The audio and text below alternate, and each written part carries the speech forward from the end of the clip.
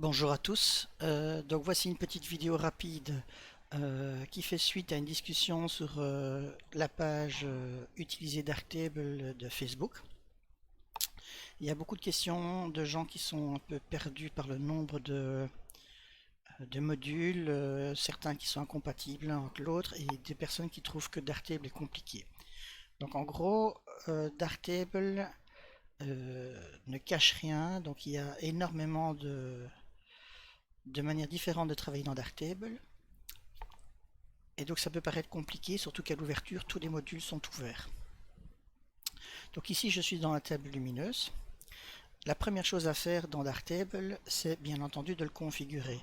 Donc je vais simplement ouvrir une photo pour arriver dans la partie des modules.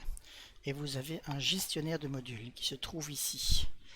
Et donc ici, donc si je fais afficher tous les modules, groupe tous les modules, vous voyez qu'on a une kyrielle de modules dans chaque onglet. C'est assez imbuvable et je peux comprendre qu'un quelqu'un qui arrive dans Darktable est un petit peu perdu. Mais rien n'empêche d'aller chercher des styles déjà préfaits, atelier d'architecture par exemple, et on voit que c'est tout de suite beaucoup plus buvable, hein. Et bien entendu, vous pouvez faire votre propre style. Par exemple, moi j'ai fait un style qui est Luc, et donc vous voyez qu'il y a beaucoup moins de choses dans les différents onglets. Comment fait-on pour configurer ça? C'est simple, vous allez dans plus de modules, vous choisissez les modules que vous voulez avoir. Ceux qui sont en gris clair sont ceux qui sont actifs, et ceux qui sont en gris sombre ne sont pas disponibles, et ceux qui ont une petite étoile sont, en plus d'être disponibles, sont en plus dans le menu favori qui est ici. Une fois que vous avez choisi tous vos modules, il vous suffit de faire un nouveau pré-réglage, de lui donner un nom et de le mettre par défaut. Voilà. Du coup, donc comme chaque fois que vous ouvrirez Darktable, vous n'aurez que les modules que vous utilisez. Mais alors la question est, quels sont les modules à utiliser? Bien entendu, ça change d'un photographe à l'autre. Moi, je travaille sur une base de travail filmique. Et donc, j'essaie de réduire un maximum mon nombre de modules utilisés. Donc, on va commencer par le premier onglet qui se trouve ici. On commence toujours par le bas dans Darktable, c'est un principe de calque. Donc, on ajoute chaque fois des fonctions l'une au-dessus de l'autre. Donc, on commence par le bas. Une chose indispensable, c'est balance des blancs. Elle est par défaut sur automatique. Mais bien entendu, suivant les photos, on peut corriger soit en mesure spot, soit manuellement en fonction des photos. Orientation, parfois on peut avoir besoin d'inverser une photo dans l'orientation.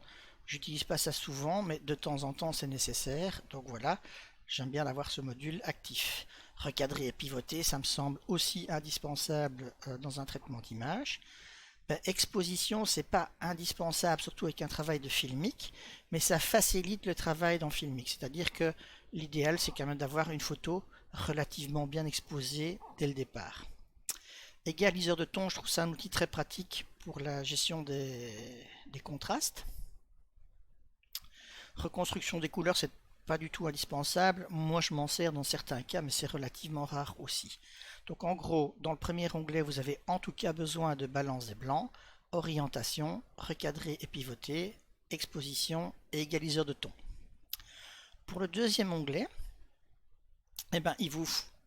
moi j'utilise courbe RVB et niveau RVB, c'est absolument pas indispensable, mais si vous en avez besoin, moi je les active. Filmique sur une base filmique, c'est bien entendu indispensable, et évidemment contraste local que je trouve assez bien pour donner du peps aux images. Pour ceux qui sont sur Lightroom, c'est je crois le module clarté ou quelque chose comme ça. Après on va dans le module couleur.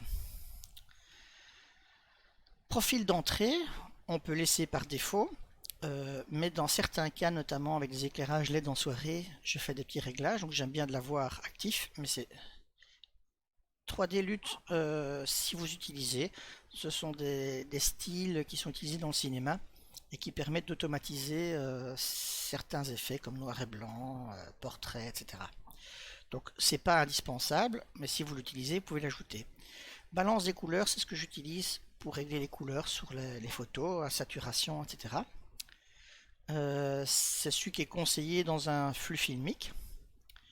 Correction des couleurs, c'est absolument pas indispensable. C'est pas tout à fait conseillé non plus avec Filmic, mais moi je l'aime bien pour faire des changements locaux de couleurs, donc c'est pas indispensable. Zone de couleur me paraît être un outil indispensable, qui peut aussi servir pour faire du noir et blanc. Et monochrome, qui est un outil facile pour faire du noir et blanc. L'onglet suivant, c'est tout ce qui est correction. Alors, aberration chromatique, pour certaines optiques qui ne sont pas corrigées, ça peut être utile, raison pour laquelle moi je l'ai activé. Pixel show, ben, pour les très très hauts ISO, on peut avoir des pixels show dans l'image, parfois ça m'arrive de les enlever. Réduction du bruit, ben, c'est le nouveau module de réduction du bruit, pour moi ça me paraît indispensable. Correction des objectifs, ben, ça dit bien ce que ça veut dire. Suppression des brumes, j'utilise ça parfois dans les paysages. Correction des perspectives, c'est quelque chose que j'utilise beaucoup en architecture. Donc pour moi, chez moi, c'est activé. Retouche, c'est quelque chose que j'utilise aussi beaucoup, par exemple pour une poussière sur un capteur, mais aussi pour un élément, un bouton sur la peau, les choses comme ça. Égaliseur de contraste, c'est quelque chose que j'utilise aussi de temps en temps pour enlever des défauts, par exemple comme le grain de peau ici, mais c'est pas non plus indispensable. Et renforcer la netteté, c'est quelque chose que j'utilise aussi beaucoup pour donner du peps aux photos.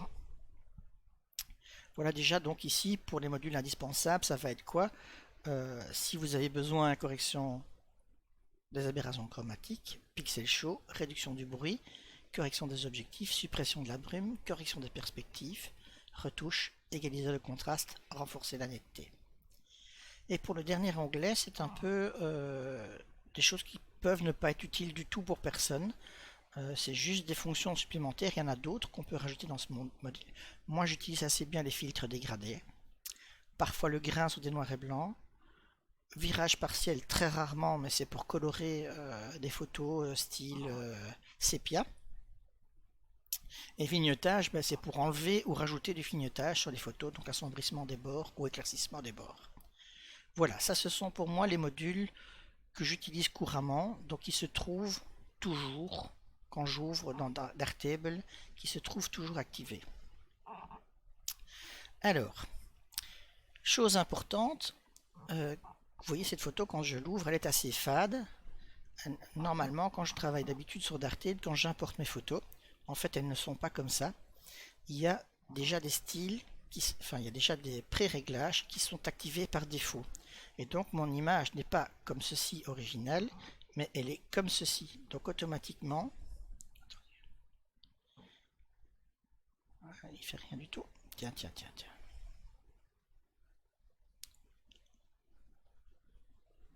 Historique.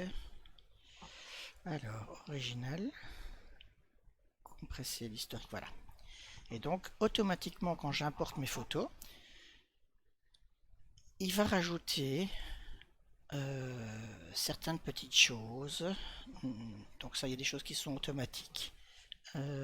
Profil de couleur de sortie, correction des objectifs, contraste local, renforcer la netteté, réduction du bruit de profil sur automatique, Filmic RVV avec un pré-réglage déjà, zone de couleur, parce que j'aime bien un peu saturer les couleurs, balance des couleurs, pareil, profil de couleur d'entrée, ça je ne fais rien, et des matriçages, je ne fais rien. Donc en gros, quand j'importe mes photos, elle n'est pas comme ceci, mais elle est comme ceci. Alors comment fait-on ça? Eh bien, tous les modules que vous voulez activer par défaut sur vos photos, ben, c'est très simple. Par exemple, le module filmique qui est indispensable. Vous faites un réglage qui correspond à l'ensemble de vos photos, donc un réglage sobre et moyen. Vous faites votre réglage, et puis vous allez ici, vous faites... je vais faire un petit changement, sinon vous faites ici nouveau pré-réglage, vous lui donnez un nom par exemple défaut, et vous faites appliquer automatiquement ce pré-réglage, et si vous ne changez rien ici, ça sera à toutes vos photos. Une fois que vous avez fait ça pour Filmic, vous pouvez faire ça pour contraste local, vous pouvez faire ça pour renforcer la netteté, etc. Correction de vos objectifs. Vous faites tous vos réglages et donc au prochain démarrage et au prochain import de vos photos, eh ben, tous ces réglages seront automatiquement appliqués à votre photo. Donc ça veut dire que quand vous ouvrez vos photos, a priori elles seraient déjà bonnes. Il n'y a plus qu'éventuellement changer un peu la luminosité, le contraste et quelques détails dans Filmic. Donc ici, j'importe ma photo, elle est déjà comme ça, il n'y a pratiquement rien à faire. Je peux éventuellement aller encore dans Filmic, changer mon contraste général. Vous voyez, c'est très rapide. Et puis je peux exporter ma photo, elle est terminée. Après, pour faciliter encore plus les choses, on peut utiliser les styles. Voilà, par exemple ici, vous avez mes styles qui sont déjà faits. Et nous avons un style noir et blanc. Si j'applique le style noir et blanc, eh bien, automatiquement ma photo est noir et blanc. Il n'y a plus qu'à éventuellement adapter mes réglages dans Filmic. Donc en gros, quand on me dit que c'est compliqué, c'est un truc de geek, etc., ça peut paraître compliqué, mais c'est pas plus compliqué qu'un autre logiciel sérieux de traitement d'image. Il y a des tas de choses qui peuvent être automatiquement configurées. On n'est pas obligé d'avoir des milliards de modules. Et avec un petit peu d'apprentissage, on peut avoir des styles qui vont vous faciliter la vie et faire ça très rapidement. Donc en fait, moi quand j'applique mes photos, ça va très très vite. Donc vous voyez, normalement, c'est automatiquement comme ça. J'ai déjà rien à faire sur cette photo-ci. Bon, éventuellement sur Filmic, je pourrais encore un petit peu donner du contraste à l'image. Cette image est terminée. Même chose dans la table lumineuse pour mes exports, parce que je peux avoir différents types d'exports suivant mes clients. Et bien dans exporter, vous voyez, j'ai des styles, c'est le même principe. Option d'exportation.